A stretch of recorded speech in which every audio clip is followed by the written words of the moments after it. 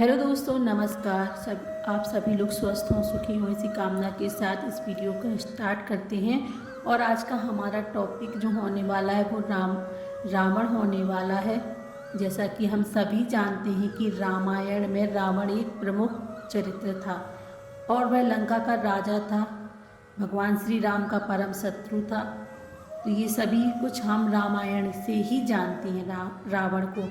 लेकिन क्या आप जानते हैं कि रावण के बारे में भी बहुत सी कहानियाँ प्रचलित हैं कि उसका जन्म कैसे हुआ था, क्या कारण था उसका जन्म होने का, और वह कितना शक्तिशाली था, उसने कितने वरदान प्राप्त किए थे।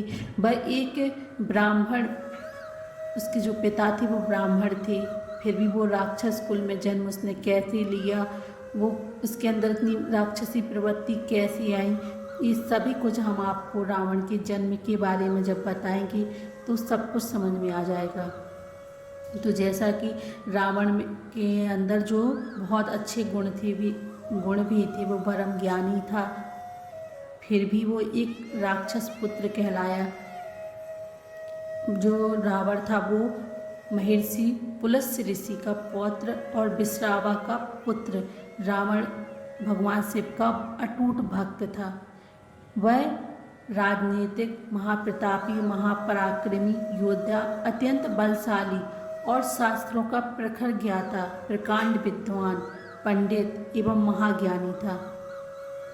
इतने गुण थे रावण के अंदर। रावण के शासन काल में लंका का वैभव अपने चरम पर था और उसने अपना महल पूरी तरह स्वर्ण रजित बनाया था। इसीलिए उसकी लंका नगरी को सोने की लंका और सोने की नगरी भी कहा जाता था। रावण का जो विवाह हुआ था वो मंदोदरी से हुआ था। मंदोदरी का जन्म राजस्थान के जोधपुर जिले में हुआ था। वहाँ आज भी महाराजा रावण जी की पूजा की जाती है। आज भी रावण की चावड़ी है। जिस जगह पर रावण का विवाह हुआ था उस जगह पर वहाँ पे उनका मंदिर बनाया गया है। रावण के 5 भाई और भी थे, एक ही माता की संतान थे, कुंभकर्ण, अहिरावण, महिरावण, विभीषण। इनमें से अहिरावण, महिरावण जुड़वा भाई थे। तो आइए आज हम आप लोगों को रावण के जन्म के विषय में कहानी सुनाते हैं कि वो जन्म कैसे हुआ। तो जो रावण का जन्म की जो कहानी संबंधित है वो समुद्र मंथन के समय से स्टार्ट है।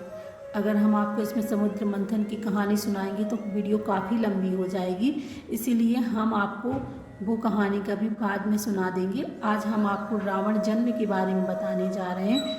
तो समुद्र मंथन जब हुआ था उस समय की बात है कि दानवों में तब अमृत कलश के साथ भगवान श्री अंशावतार श्री धन्वंतरी अवतरित हुए। लेकिन दानवों को लगा शायद इसमें कोई मदिरा हो, तो बलपूर्वक उस कलश को लेने की कोशिश करने लगे। बढ़ते झगड़ते को निपटाने के लिए श्री नारायण ने पुनः समुद्र से ही मोहिनी रूप में अंशावतार लिया। सभी देव और दानवों ने मोहिनी को रत्न रूपी देवी जानकर प्रणाम किया। तब मोहिनी ने कहा कि आप लोग झगड़ा क्यों कर रहे हैं, और जब कारण जाना तो उसने कहा कि आप लोगों द्वारा ही तय नियम अनुसार यह कलश तो वैसे देवताओं को मिलना चाहिए, लेकिन फिर भी यदि तुम चाहो तो मैं आप सभी में कलश के द्रव्य को बांटकर आपका विवाद समाप्त कर देती हूँ। देवता समझ गए कि भगवान उनकी सहायता के लिए आए हैं, अतः सबने मोहिनी के मीठे वचनों को मान लिया। मोहिनी ने सभी को कहा कि वो पंक्ति में बैठ जाएं।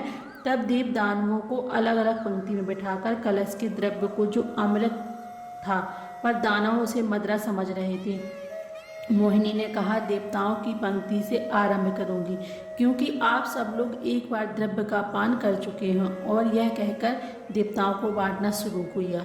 दानवों में एक को नशा कुछ कम सा हो गया तो फिर से मदिरा पीने की चाहत से चुपके से देवताओं की पंक्ति में अंतिम स्थान पर बैठ गया और उसे भी अमृत मिल गया। सूर्य और चंद्रमा ने इस बात की शिकायत भगवान विष्णु से कर दी। तब उन्होंने उस दानव को छल करने का दंड देने के लिए चक्र से प्रहार कर दिया और उस दानव का सिर काटते ही भगदड़ मच गई। लेकिन वो दानव अमृत पान के बाद भी जीवित रहा। सभी दानव बोले क्या हुआ, क्यों हुआ, कैसे हुआ, कि श्री हरि का चक्र प्रहार दानवों को यह बतलाने के लिए था कि धोखे से इस दानव ने अनाधिकार पूर्वक द्रव्यपान किया था जब मोहिनी बांट रही थी, तो धैर्य रखना चाहिए। तथा अमृतपान के बाद देवता और दानवों से ज़्यादा शक्तिशाली हो गए। अतः दानव ईश्वरी बस देवताओं से अकारण झगड़ा ना करें। जिस दानव ने बस वेश बदलकर अमृतपान किया था वो गलत था, क्योंकि अमृत पर देवताओं का अधिकार था। उसके बाद भी मोहिनी अमृत को बांट ही तो रही थी पंक्ति में एक तरफ से। दानवों को अब पता चल गया कि कलश में मदिरा नहीं बल्कि अमृत है। तब कुछ दानव मोहिनी से कलश छीन लेने का प्रयास में आगे आए। मोहिनी बचा हुआ अमृत कलश देवराज इंद्र को देकर चली गई और कहा, तुम लोग ही आपस में निपटारा कर लो। इधर उस दानव ने जिसने अमृत पी लिया था उसका सिर राहु और धड़ केतु के नाम से जीवित रह गया और बाद में उसे छायाग्रह के रूप में प्रतिष्ठित कर दिया गया। अमृत प्राप्ति के बाद वर्षों तक देवताओं का पलड़ा भारी रहा और वो दानवों पर भारी पड़ गए। इस बीच देवताओं ने पुनः तपबल शक्ति अर्जित कर दानव परेशान हो गए और उन्होंने अपने गुरु से पूछा, गुरुवर हम कैसे देवताओं को हरा सकते हैं? तब उनके गुरु ने कहा, देवता अमृत पान कर चुके हैं, उन्हें हराना बहुत कठिन है और एक ही उपाय है। अगर श्रेष्ठ ब्राह्मण का तेजस्वी पुत्र आपको सहायता करे तो देवताओं को हराया जा सकता है। उपाय जानकर दानवों ने सोचा, ब्राह्मण पुत्र भला हमारा क्या काम करेगा? उसके लिए हमारा साथ देना उसका अधर्म होगा और इस कार्य के लिए कोई भी तेजस्वी तो क्या पृथ्वी का लोक का साधारण ब्राह्मण भी तैयार नहीं होगा। अगर हम बलपूर्वक कुछ करेंगे तो श्रेष्ठ और तेजस्वी ब्राह्मण हमारे ही विनाश कर डालेगा और कमजोर ब्राह्मण के पास हम गए तो देवता भी हंसी करेंगे और हमारी कीर्ति को भी धब्बा लगेगा। मंथन और चिंतन के दौरान शुरू हुई दानवों की ओर से सब एक निर्णय पर पहुँचे। अगर हम अपनी कन्या का दान किसी श्रेष्ठ ब्राह्मण को दे दें, ब्राह्मण को अवश्य स्वीकार करना ही पड़ेगा, क्योंकि ब्राह्मण श्रेष्ठ मर्यादा का पालन करने को बाध्य होते हैं। तो उसका पुत्र होगा, वो हमारा भांजा होगा और ब्राह्मण भी उसे हम पालेंगे, शिक्षा दीक्षा देंगे और हमारे अनुसार चलेगा और मर्जी देवताओं से भिड़ा देंगे जब हमारा मन करेगा। तब एक दानव बोला, कन्यादान वाली बात ठीक है, पर दान कैसे करेंगे? ये रीति तो हमें दानवों की ही है, तो ब्राह्मण कन्यादान कैसे और क्यों स्वीकार करेंगे? देवताओं वाले रिवाज हम कर ही नहीं सकते, क्योंकि वो हमारे अनुकूल नहीं रहेंगे। तो दानवों ने कहा, बात तो सही है, और निर्णय की सोच समझ कर लेने के लिए मीटिंग को दूसरे दिन के लिए टाल दिया। रात में एक दानव अपने घर में बहुत परेशान और अधेड़-बुन में था कि इस बात का हल कैसे दिया जाए, तो अपने परिवार में बैठा था। उसकी पत्नी और पुत्री ने चिंता का कारण पूछा। तब उसने उनको यह बात बतलाई। उसकी पुत्री का नाम था केसनी।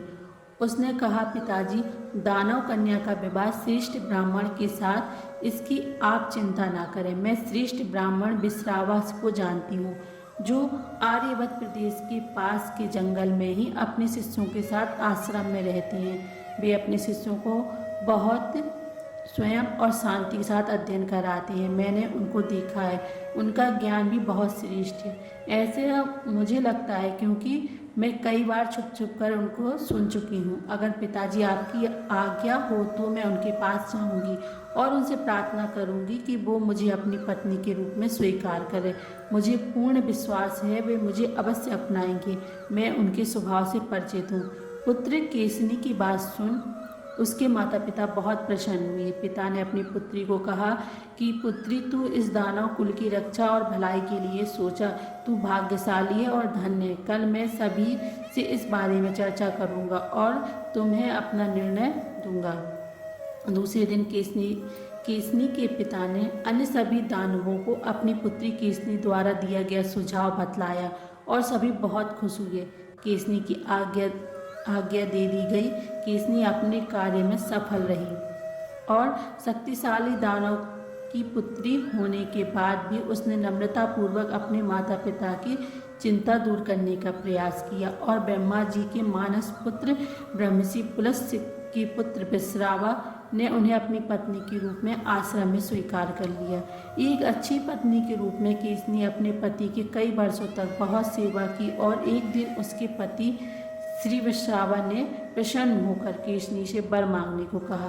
केसनी ने अद्भुत और तेजस्वी पुत्रों की माँ होने का वरदान मांगा, जो देवताओं को भी पराजित करने की ताकत रखता हो।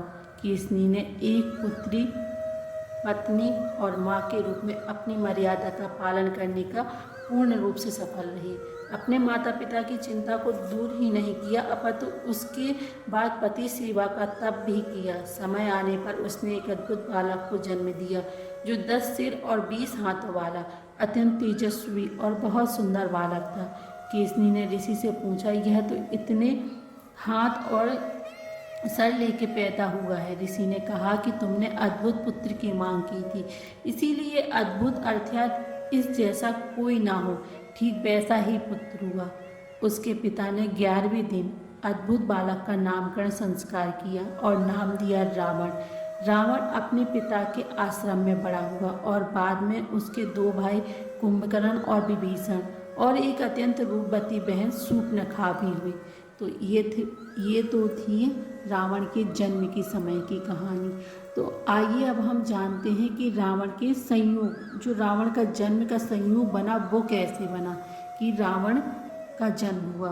तो उसकी भी एक कहानी है, तो वो आइए सुनाते हैं आपको। तो पूर्व काल की बात है कि बैकुंठ लोक में जय विजय नामक 2 द्वारपाल थे।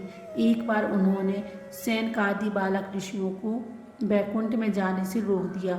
उन्हें लगा कि बालकों को भला भगवान के पास क्या काम है। तब सैनकादि ऋषियों में से एक बालक ऋषि ने जय विजय को श्राप दे दिया कि तुम दोनों ने बैकुंठ लोक में मृत्यु लोक जैसा नियम का पालन किया और स्वयं श्री हरि के द्वार पर सेवा में रहते हुए इतना ज्ञान भी नहीं है, अतः तुम मृत्यु लोक को प्राप्त हो जाओगे।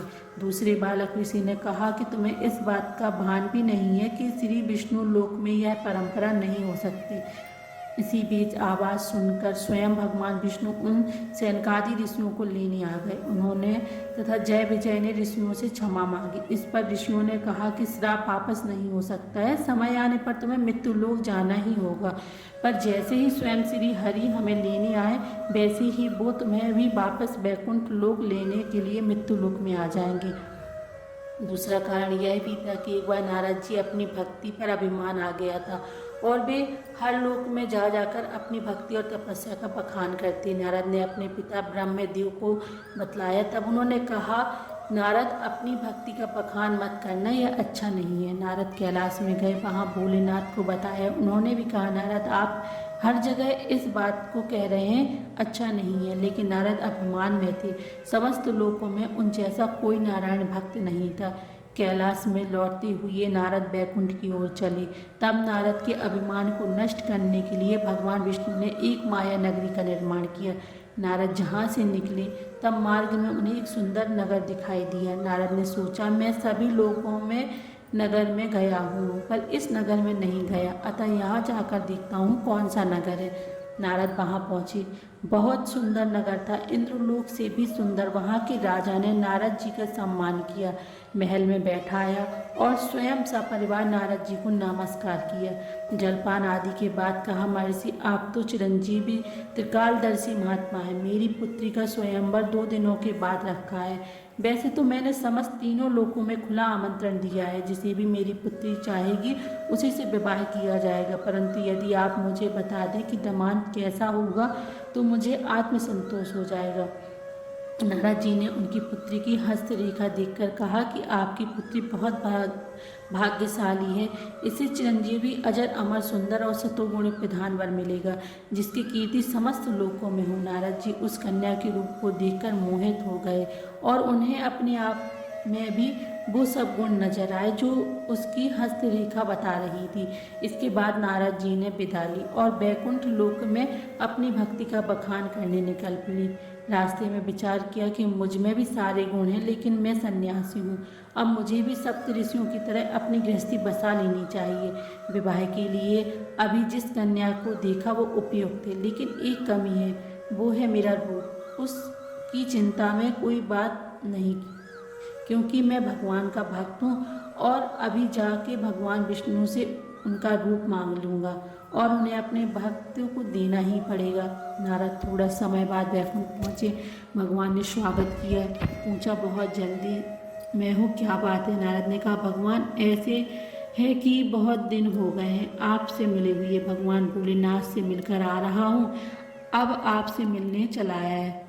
अब वैसे भी मेरे पास समय है, क्योंकि तपस्या और भक्ति मार्ग की उच्च अवस्था भी प्राप्त कर ली है। ज्ञान कांड, कर्म कांड और भक्ति में भी अब मैं चरम सीमा पर पहुँच चुका हूँ। माया को भी जीत चुका हूँ। अब सोच रहा हूँ कि मैं गृहस्थी बन जाऊँ। रास्ते में एक कन्या को देखकर आ रहा हूँ जो सभी गुणों से युक्त है।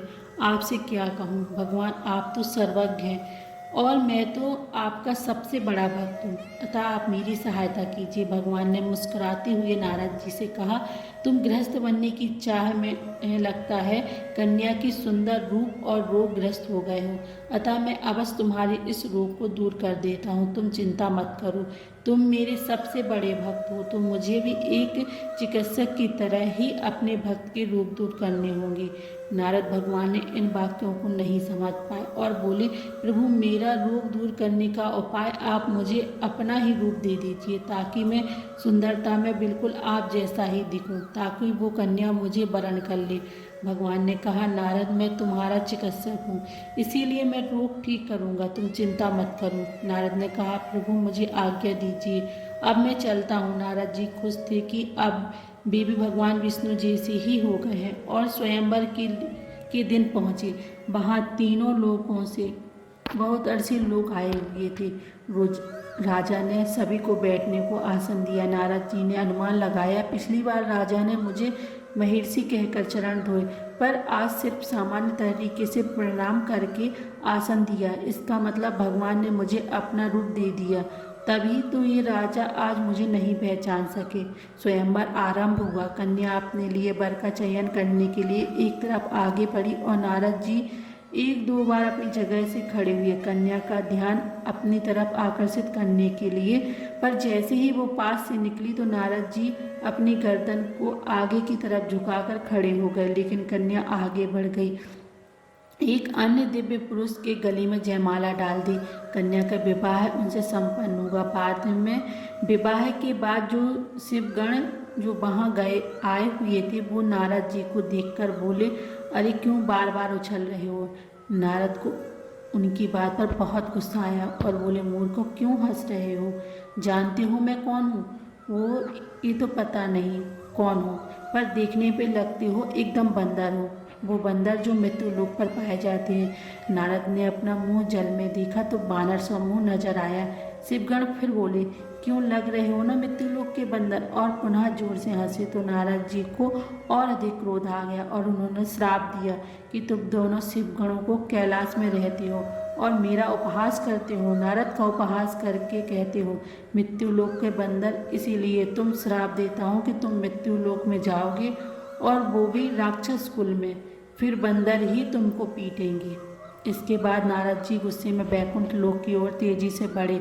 उन्हें भगवान विष्णु पर बहुत गुस्सा आ रहा था। रास्ते में वह कन्या और वर भी विवाह के बाद जा रहे थे। जैसे ही नारद ने बारात क्रॉस करते हुए आगे निकले, वर ने पूछ लिया, अरे नारद जी कहाँ चले? इस प्रश्न से ही नारद को गुस्सा आ गया और थोड़ा रुके और बोले, ओह तो आप हो, अब मैंने पहचान लिया आपको, आप विष्णु भगवान हो। इतना बड़ा खेल, वो भी मेरे साथ। मैंने आपको इस कन्या के बारे में बतलाया, जानकारी दी और आपने इस कन्या के रूप गुणों की चर्चा मुझसे ही सुनकर मुझे ही छला है और खुद रूप बदलकर दूसरा विवाह इस कन्या से कर लिया। इसके बाद नारद जी ने श्री हरि को भी श्राप दे दिया, जैसे मैं पत्नी वियोग में हूँ वैसे ही आपको भी श्राप देता हूँ कि आप भी पत्नी के वियोग में दुखी रहेंगे, वो भी मृत्यु लोक में, क्योंकि असली वियोग तो क्या होता है वहीं पता चलेगा और आप पत्नी के वियोग में मेरी तरह ही भटकेंगे। भगवान ने कहा, नारद आपने श्राप दिया, इसे मैं स्वीकार करता हूँ, और फिर अपनी माया हटा दी। तब नारद ने देखा कुछ भी नहीं था, वो ना नगर था ना वो कन्या थी। तब नारद जी ने कहा, यह क्या हुआ? भगवान ने कहा, तुमने ही कहा था ना नारद कि माया को जीत चुके हो, इसीलिए तुम्हारी परीक्षा ले रहा था। नारद ने श्री हरि से क्षमा मांगी और भगवान विष्णु अदृश्य हो गए।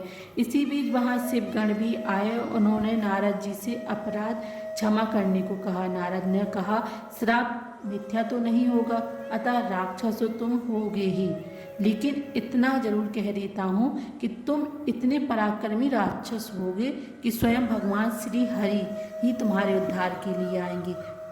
तो ये थी इनकी कहानी। इसके अतिरिक्त तीसरा जो योग था रावण का, वो था प्रताप भानु, जो चक्रवर्ती राजा होने के लिए लालच में ब्राह्मणों को श्राप का शिकार हो जाया करते थे, जिनकी कथा आगे आएगी सीता जी के जन्म में। इन तीनों श्रापों में जय विजय और भानु प्रताप से इन सभी के अंश के रूप में प्रकट हुए रावण। भानु प्रताप भानु का राजसी गुण, शिव गणों का तामसी गुण और जय विजय की भक्ति का गुण, इन तीनों व्यक्तियों के गुणों की प्रधानता लिए जन्म लिया रावण ने। बाल्यकाल में ही रावण ने चारों वेद और अपनी कुशाग्र बुद्धि से पकड़ बना ली थी। उन्हें ज्योतिष का इतना अच्छा ज्ञान था कि उनकी रामायण संहिता आज भी और ज्योतिषियों में श्रेष्ठ जन्म के पहले पूर्व जन्म की कहानी आपको सुनाई। तो इसके आगे की जो हम कहानी आपको नेक्स्ट वीडियो में सुनाएंगे कि राजा कैसे इतना पराक्रमी बना, इतना उसने अपनी लंका बनाई कैसे, सब कुछ आपको नेक्स्ट वीडियो में पूरा सुनाएंगे, क्योंकि अगर हम आपको पूरी कहानी सुनाएंगे तो ये वीडियो काफ़ी लंबी हो जाएगी। तो आप इसका पार्ट 2 ज़रूर देखिएगा और इसकी कहानी हम आपको नेक्स्ट वीडियो में सुनाएंगे। धन्यवाद दोस्तों। अगर आपको ये कहानियाँ अच्छी लगें तो आप इस वीडियो को लाइक ज़रूर कीजिएगा और इसी तरह के प्रसंग और जानने के लिए आप चैनल को भी सब्सक्राइब कीजिएगा।